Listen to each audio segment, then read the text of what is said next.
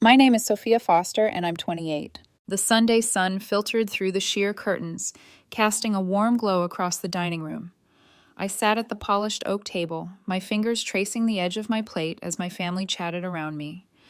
My parents, cheerful but oblivious to subtle tensions, were setting the stage for what was about to unfold.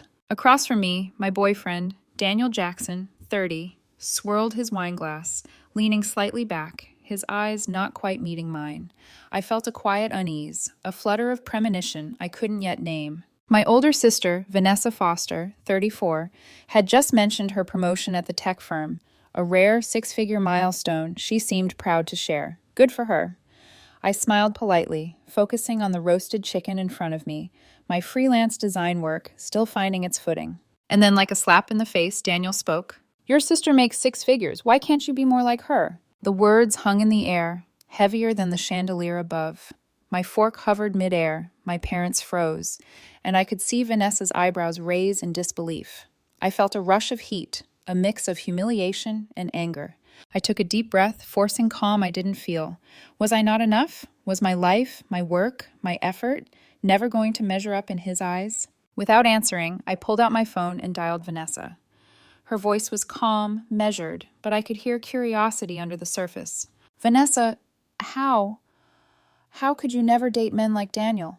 I asked, my voice tight with emotion. There was a pause, then she laughed softly, though it didn't reach her eyes. "Sophia, some people aren't worth your time. They see only what they want to see, not who you are." Her words pierced me, a mixture of solace and fire. I felt the anger bubbling, but now it was no longer just hurt. It was determination. I glanced at Daniel. His smirk faltered as he noticed my gaze. The family's silence was deafening, charged with anticipation, though no one yet knew how the storm would unfold. I ended the call with Vanessa, feeling an odd sense of clarity. This wasn't just about money or status, it was about respect, about being seen, about finally standing up for myself. I looked around the table. Everyone was waiting. For what? I didn't yet know. But I did know one thing. Nothing about this dinner would ever feel the same again. I hung up the phone, my hand trembling slightly as I set it on the table. Vanessa's calm, unwavering voice still echoed in my mind. "They see only what they want to see, not who you are." I looked around the dinner table again. Daniel's gaze had shifted somewhere between smugness and confusion, as if he could sense the shift in me but had no idea what it meant. My parents were smiling nervously, trying to mask their discomfort, while Vanessa's eyes were quietly judging him. And me? I felt a strange mix of fury and clarity. 8 months, I thought. 8 months I've been bending, explaining, excusing, and still never enough. I recalled the little moments, the times Daniel dismissed my work as a hobby, the way he casually critiqued my decisions, comparing my every achievement, or lack thereof, to my sister's unrelenting success.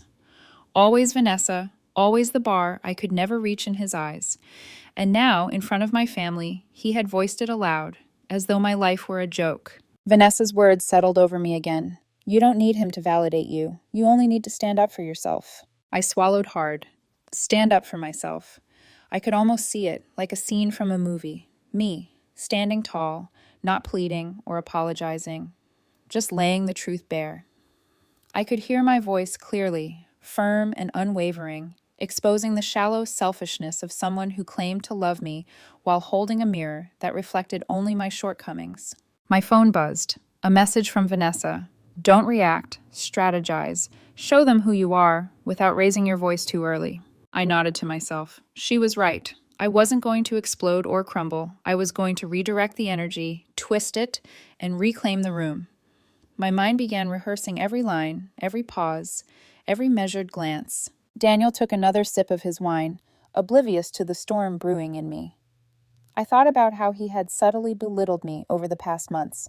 My freelance work not serious enough, my lifestyle not ambitious enough, my choices not fitting his image of a partner. All those tiny knives, now accumulating into a blade of fury that demanded acknowledgement. I glanced at Vanessa. Her eyes gave me the tiniest of nods, almost imperceptible, but enough. Enough to remind me that I wasn't alone in this. My sister, the one Daniel held up as the golden standard, was firmly on my side.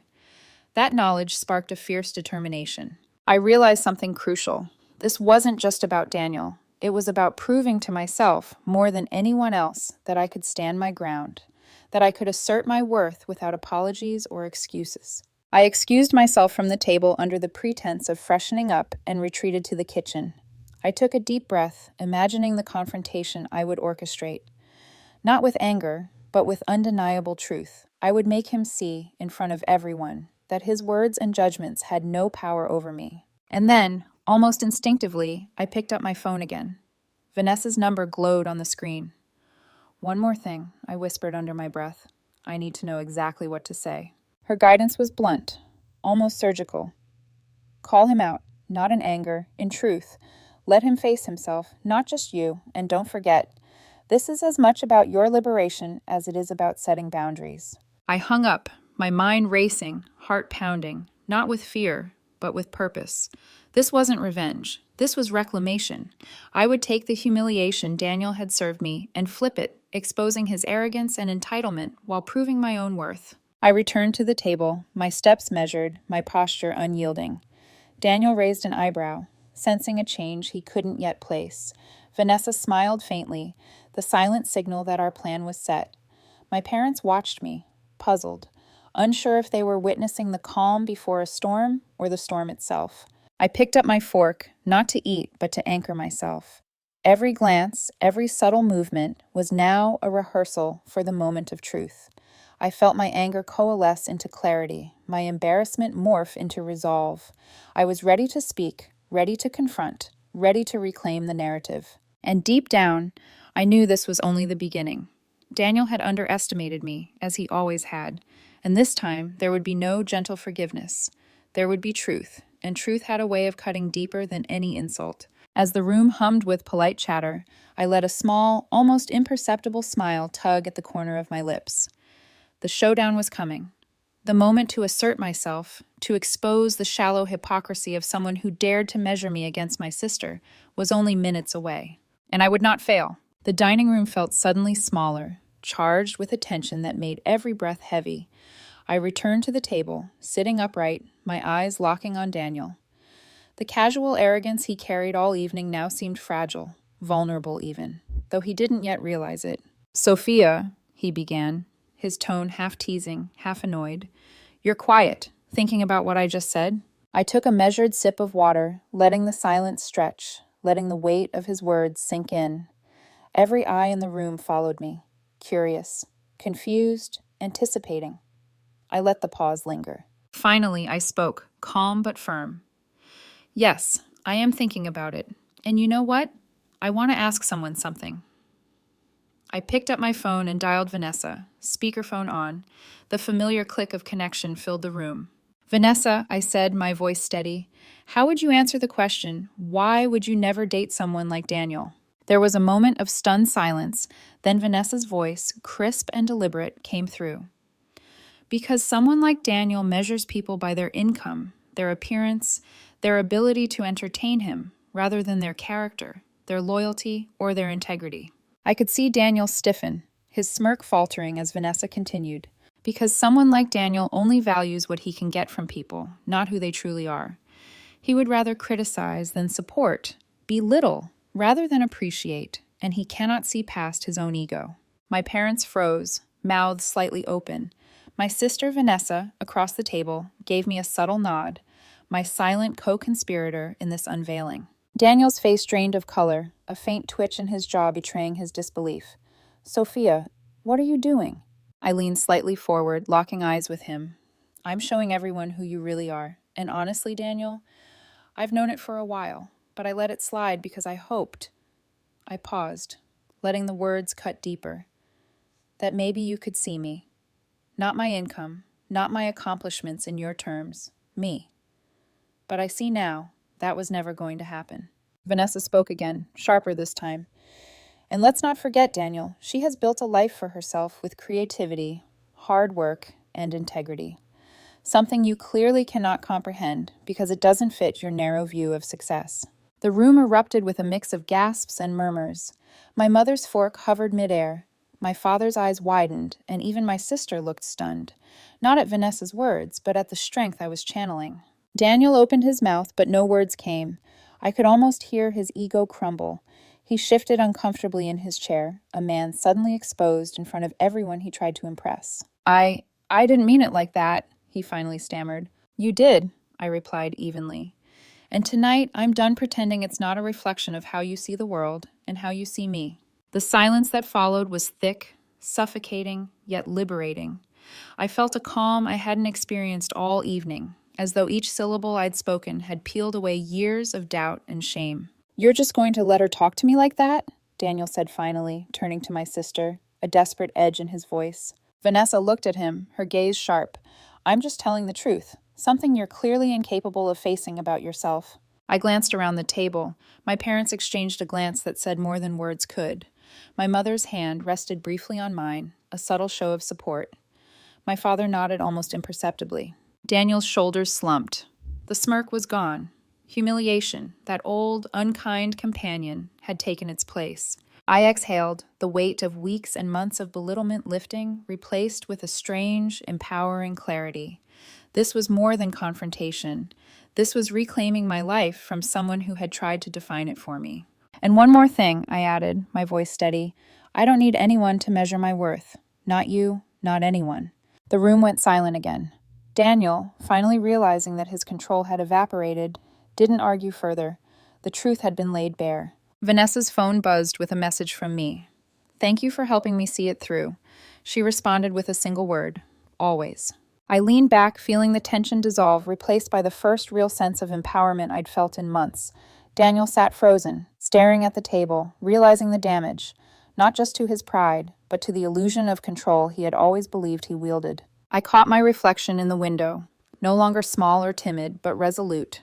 The storm had passed, but the aftermath, the rebuilding, the reclaiming of myself was only just beginning. And in that moment, I knew one undeniable truth. I was done being defined by anyone else's standards. The echo of Daniel's silence lingered long after the dinner ended.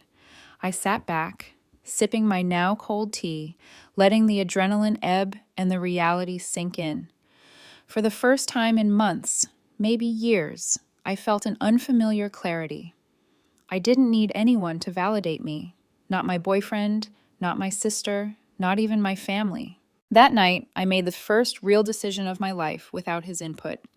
I changed the locks to my apartment. No subtle hints, no passive-aggressive measures, just a firm, deliberate reclaiming of my space. Every key that once gave him access was now useless. This was more than a precaution. It was a declaration. Daniel texted later, pleading, apologizing, attempting to soften the edges of his humiliation. I ignored him.